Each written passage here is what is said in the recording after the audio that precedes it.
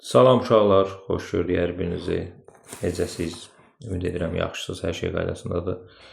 Uşaqlar, deməli MHM 99 sınaq toplusu 9-cu siniflər üçün növbəti sınağımız mövzu sınağıdır, 6-cı sınaq. Bunun izahını təqdim edirəm sizə, diqqətli olun. Nömrə 1 başlayaq, birinci sualla, bismillah. Birinci sualda nə deyir? Tamaşa zalında iştirakçılar hər cərgədə 7-7 və 8-8 otursalar, cərgədə bir yer boş qalar. Zalda ən azı neçə yer var? Uşaqlar, bunu necə tapa bilərəm? Deməli, bu elə bir ədəddir ki, həm 7-yə, həm də 8-ə böləndə qalıqda 1 qalan ədəddir. Onu necə tapırdıq biz? Əkobla, düzdürmü? Əkob 7, 8 plus 1. Çünki 1 yer boş qalır axı, artıqdır deməli. Bu da 56 plus 1 olur 57. Cavab olur B variantı. İkinci sualımız. Deyir N A fərq B 6'dır. N B fərq A 9'dur. N A kəsişmə B. Bu da 4'dür. Euler-Venn diaqramını çəkirəm. Bu deyilənlərin hamısını Euler-Venn diaqramında qeyd edirəm. Bu bizim olmazsa olmazımızdır. 6. Burada 4 uşaqlar. Burada 9 B fərqi. Bizdən birləşmənin element sayı soruşur. Birləşmə də mən bilirəm ki, bunların cəmsidir. Bunlar hamısı birləşmədədir. Çünki hamısı birləşmədə olur. Eğer 19 o da olur E variantı. Üçüncü sualımız. D1, D2 düz xətləri paraleldir. X-i deyir tapın. Uşaqlar, bura 2x plus nədir? 20. Düzdürmü? Ola bunun qarşısı da 2x plus 20'dir. İndi bu 2x plus 20 ilə 2x minus 40 necə bucaqdır? Daxili bir tərəfli. Daxili bir tərəfli bucaqlar haqqında nə bilirdik? Cəmsi 180'dir. Düzdürmü? Plus 2x minus 40 bərabərdir 180'ə. Deyə bilərsən ki, müəllim, bunu niyə içəridə yazdın ki?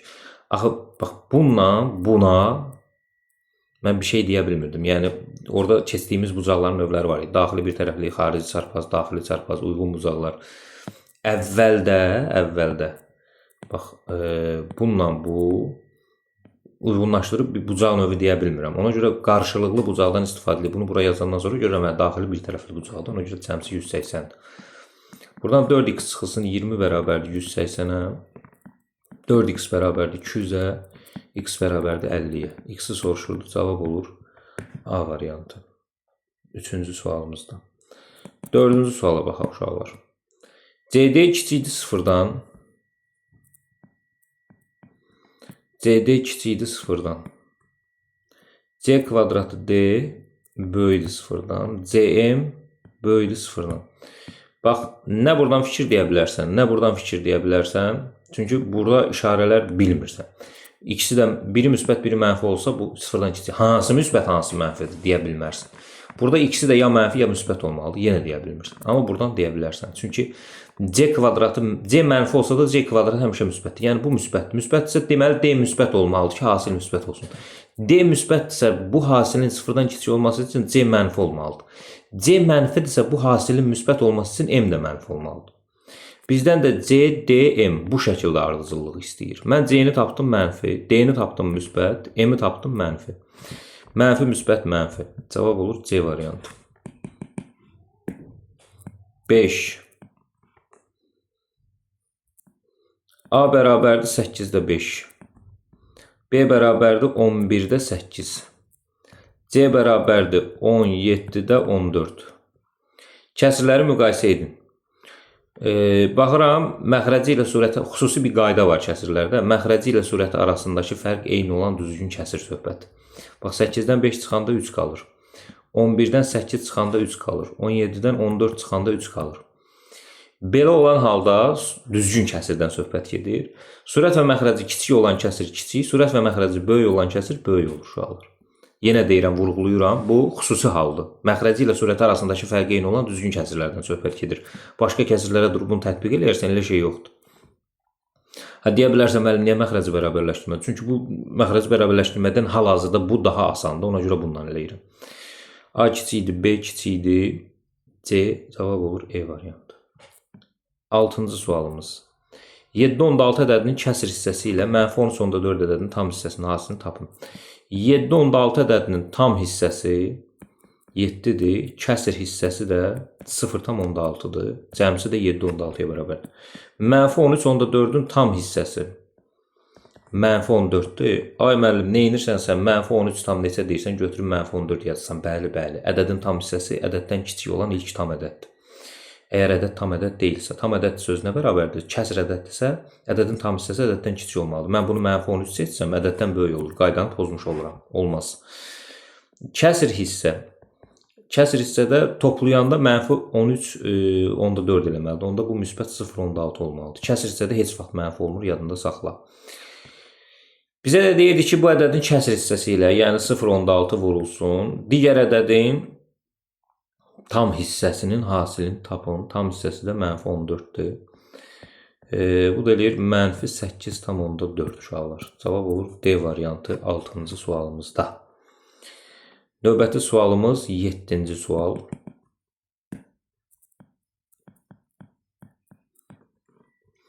Düzbucağının eni 30% artırıb uzunluğunu 30% azaltsaq, düzbucağının sahəsi necə dəyişər?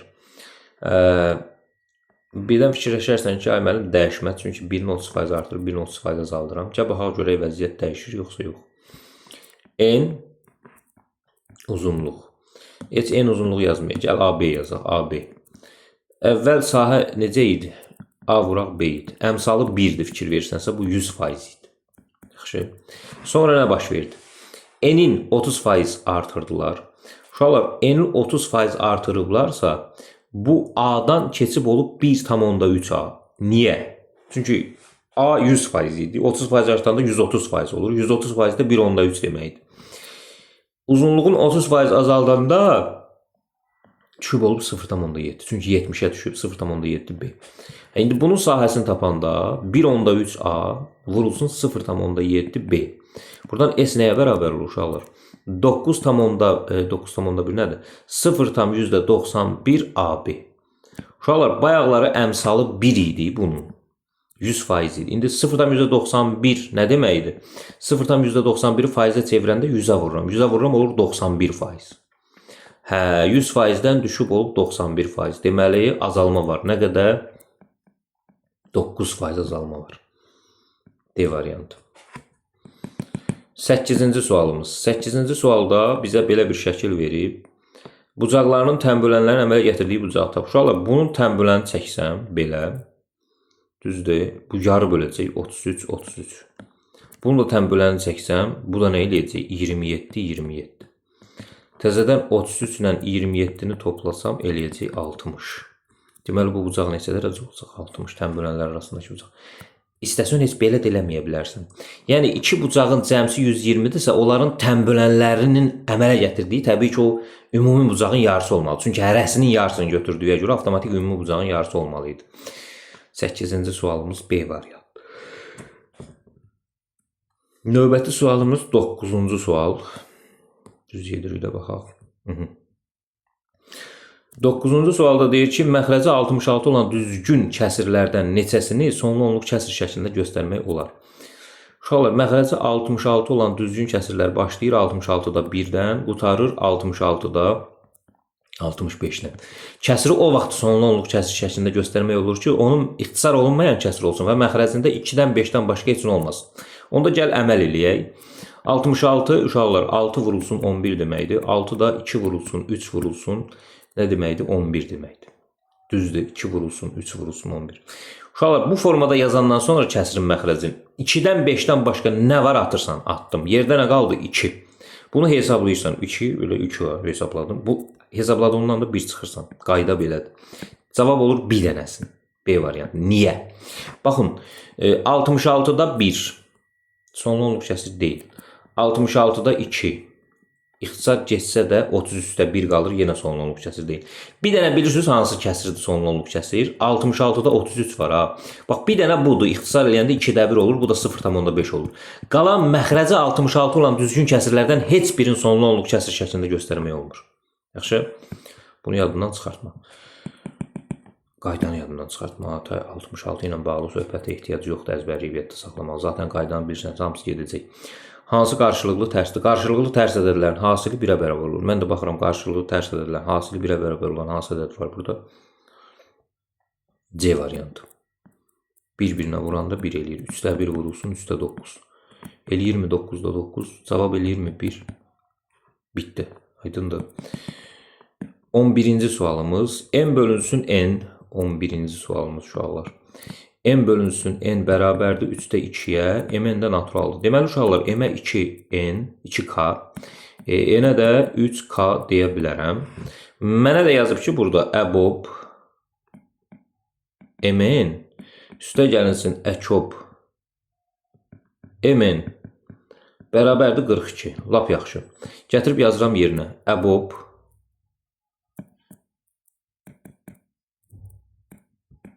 K əkob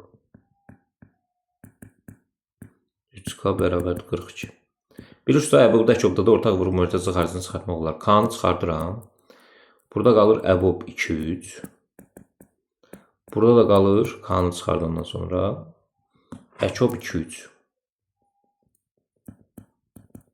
Bərabərdir 42.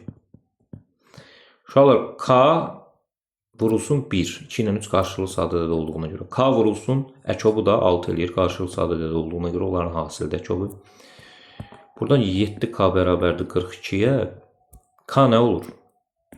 6. K-nı 6 tapandan sonra M 2K olduğuna görə 2 vuraq 6 nə eləyir? 12. N 3K olduğuna görə 3 vuraq 6 18. Bizə də yazıb ki, M vuraq N üstə gələk M plus N. Yəni 12 vurulsun 18 üstə gəlinsin 12 üstə gələk 18. 182 dənəsi də 36. 216 üstə gələk 30.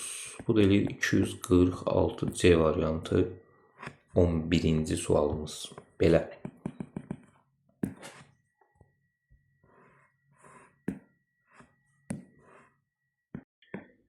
12-də nə deyir uşaqlar? 12-də deyir ki, kvadratın tərəfini 20% azaltsaq sahəsi necə dəyişər? Mən bilirəm ki, kvadratın sahəsi S bərabərdə A kvadratından tapılır. Bu 100%-dir. Mən bunun tərəfin 20% azaldanda A-nı 0,8 A eləmiş oluram və onda sahə 0,8 A-nın kvadratı olur. Bu da eləyir 0,64 A kvadratı. 0,64 də 64% deməkdir. Baxın 100%-dən 64%-ə düşübsə deməli neçə faiz? 36% azalma var. C variantı. 13-cü sualımız. Deməli 11-də 3 bu da məşhur sualdır. Düzdür, buraxılışda heç vaxt rastlaşmamışam bu sualla. Amma kitabların hamısında demək olar ki, var bu sual. 11-də 2, 13-də 2, 15-də 2 bərabərdir. Buna da bir A deyirəm. Deyib bunu B ilə ifadə edir. Burada baxmalısan nəyə? Burada tərəf-tərəfə ya topla, ya çıx alınmırsa, onda nəyəsə vur. Yeni alınmırsa, hər ikisini nəyəsə vur. Aydındır. Məsələn, mən burada baxıram ki, yuxarıdakını vursam 3-ə işimə yaramayacaq. Aydındır. İşimə yaramayacaq. Aşağıdakını 4-ə vursam necə? Aşağıdakını 4-ə vursam 4, 2, 8, o da 5, 13, yad erişmə. Baxın, aşağıdakının hamısını vururam 4-ə. Bunda vururam 4-ə, bunda vururam 4-ə, bunda vururam 4-ə, bunda vururam 4-ə. İndi görəcəksən nə bildim ki, yarayır işə. Bu 11-də 8 olur, düzdür. Deməli, 11-də 3 ilə 11-də 8-i toplayanda olur 11-də 11. Alt-alta toplayıram. 13-də 8, bu da 13-də 5. Düzdürmü? Toplayanda nə eləyir? 13-də 13.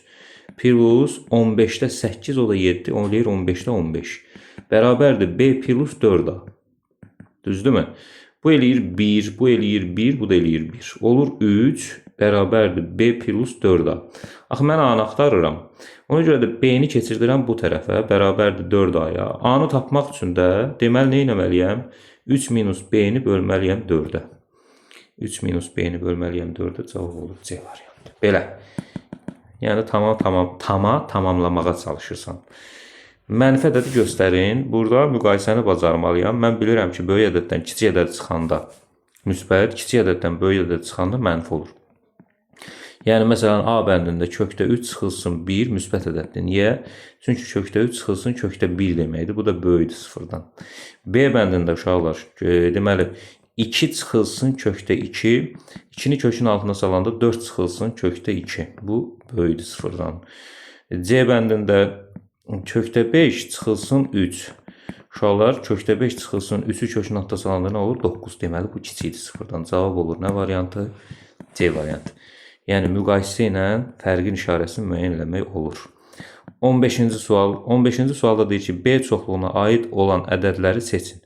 B çoxluğuna aid olan 2 ilə 4-dür də baxan kimi görüşür ki, B çoxluğunun içində 2 ilə nə var? 4 var. Deməli, B çoxluğunun içində var 4 və 2 və yaxud da 2 və 4. Cavab olur C variantı. 16-cı sual uşaqlar. Burada uyğun tərəfləri paralel olan bucaqlardan söhbət gedir. Görürəm ki, eyni adlıdır. Deməli, bunlar bir-birinə bərabər olmalıdır. Çünki görürəm, eyni adlıdır. Buradan 3x çıxılsın, 2x bərabərdir 25-ə, x bərabərdir 25-ə. Bizdən də x-i soruşurdu, cavab olur 25. Növbəti sualımız 17-ci sual. 17-ci sualda deyir ki, mənfi 7, 17 aralığında neçə tam ədəd var? Uşaqlar, buradakı tam ədədlər başlayır mənfi 6-dan müsbət 16-ya kimi. Buradakı tam ədədlərin sayını tapmaq üçün nə etməliyəm mən? Sonuncudan birincini çıxıb üstünə 1 gəlmək də fikirləşə bilərsən və yaxud da ədəd oxu üzərində göstərib elə mənfi 6 buradır, 0 buradır, 16 da buradır. 6 dənə bu tərəfdə tam ədəd var, 1 dənə 0 var, 16 dənə də bu biri tərəfdə. Eləyir 23 dənə. Aydındır, deməli 23 dənə tam ədəd var. Yenə deyirəm, belə də eləyə bilərdim. 16 çıxılsın mənfi 6, üstə gəlінsin 1. Çünki mənfi 6-nı çıxanda mənfi 6-nı saymamış olursan. 16 üstə gələk 6, üstə gələk 1, bu da eləyir yenə 23. Yəni fərqli yollar deneyə bilərdin. 18-ci sualımız deyir ki, vermiş qrafikə şəkərin qatılıq faizini tapın. Məhlul şəkər. Məhlulun tərkibində 34 şəkər varsa, deməli 64-də 34 vurulsun 100. Çünki qayda belədir ki, maddə bölünsün, məhlul vurulsun 100 bizə faizi verir. Bundan bu ixtisar gedir 2 qalır, bu da eləyir 50%. Deməli 50%li məhluldan söhbət gedir. 19-cu sualda mən bilirəm ki, bunların hamısının cəmsi 180 olmalıdır. Burada da 2 dənə alfa var, üstə gəlsin 2 dənə beta var və 45 ilə də 35-in cəmsi nə eləyir uşaqlar? 80. Bərabərdir nəyə? 100-ə. Buradan 2 alfa üstə gələ 2 beta bərabərdir 180-ə. 100 nədir? 100-ə. Alfa plus beta bərabərdir nəyə? 50-yə. Bizdən də alfa plus beta cəmini soruşurdu. Cavab olur 50. Növbəti sualımız 20-ci sual uşaqlar. 20-ci sualda deyir ki, 1/4-1-in ədədinin tərsi ilə əksinin cəmini tapın. 1/4-1, 4-3, 4-də 7 deməkdir. Bu ədədin tərsi olur 7-də 4. Bir də əksi. Əksi olur uşaqlar mənfi 4-də 7. Bizə də deyir ki, ədədinin tərsi ilə əksinin cəmini tapın. Tərsi 7-də 4, üstə gəlinsin 4-də 7. Yaxşı. Ortaq məxrəcə gətirsəm, bunu 4-ə vuracam, bunu 7-yə vuracam. Bu olacaq 28-də 16, üstə gəlinsin 28-də 49 mənfi. Bu da olacaq uşaqlar mənfi 28-də 49-dan 16 çıxanda nə qalır? 33. Elə belə də saxlayaram. Mənfi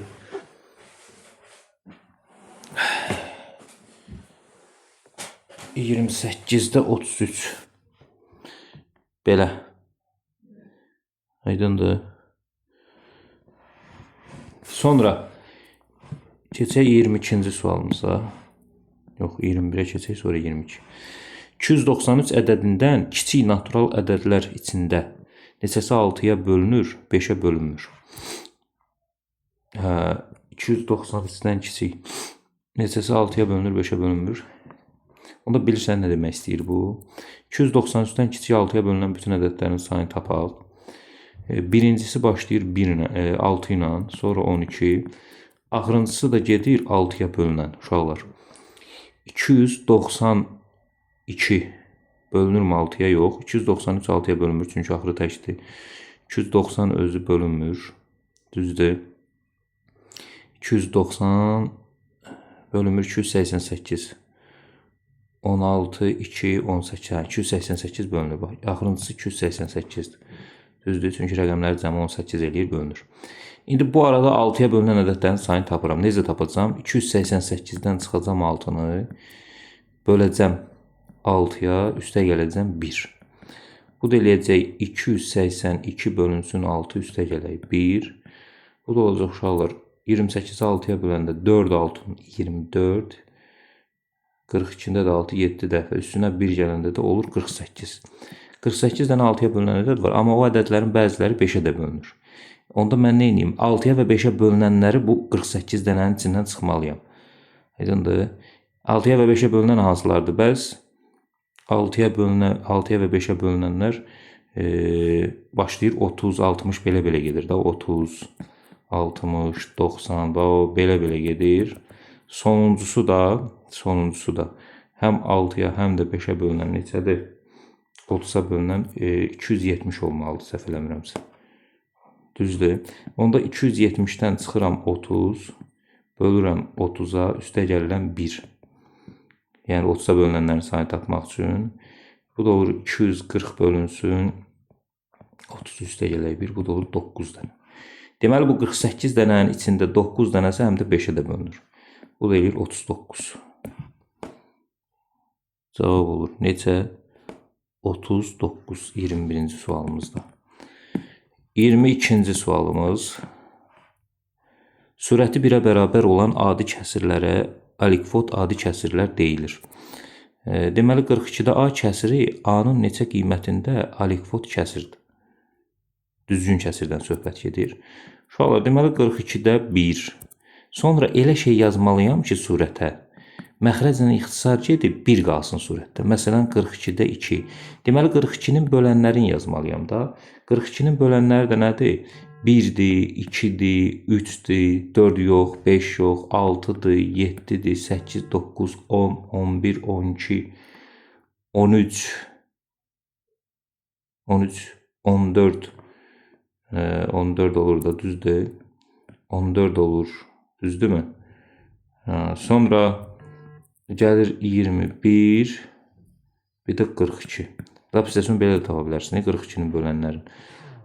42-ni ayırarsan sadə vuruqlara. Bircə dəqiqə. Deməli uşaqlar, 42 sadə vuruqlara ayıran nə olur? 2 vurulsun, 3 vurulsun, 7. Yəni 2 üstü 1, 3 üstü 1, 7 üstü 1. Yəni 1 plus 1 natural bölənlərin sayını tapıram. 1 plus 1 1 plus 1 olur 2 vuraq 2, 8 dənə. 2, 4, 6, 8 tapmışıq bizdə. İndi amma cavab 8 deyil. Niyə? Çünki 42-də 42 deyir, alikvot deyil də bu. Çünki 42-də 42 yazanda bu 1-də 1 olur. Düzdür, surəti 1 olur, amma düzgün kəsirdən söhbət getdiyinə görə bunu götürənməzsən. Ona görə cavab olur 7 dənə. 22-ci sualımızın cavabı. Aydındır. Keçirik 23-cü sualımıza. Saat 14:45-də saat əqrəbi ilə dəqiqə əqrəbi arasındakı bucaq neçə dərəcə olar? Baxın, belə bir düsturumuz var idi, yadınıza gəlirsə. 11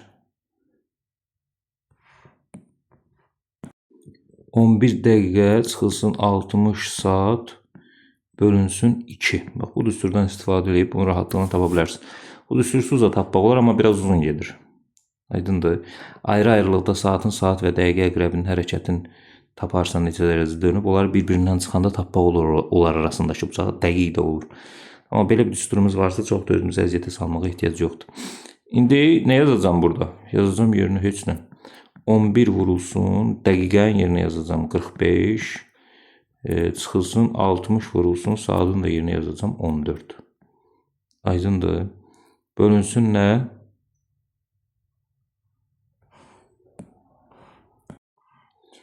bölək 2. Düzdürmü?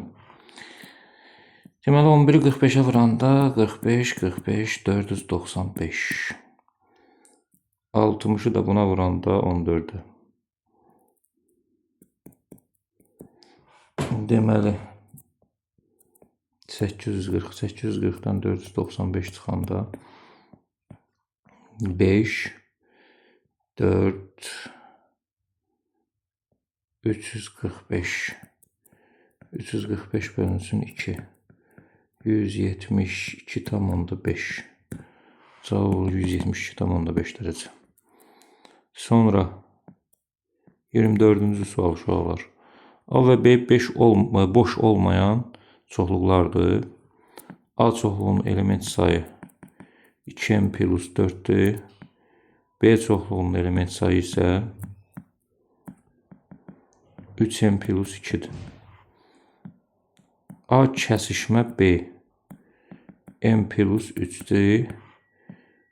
A birləşmə B 27 olarsa A fərq B'ni bizdən soruşur. Çox rahat. Baxın, bax bu A'dır, bu B'dir.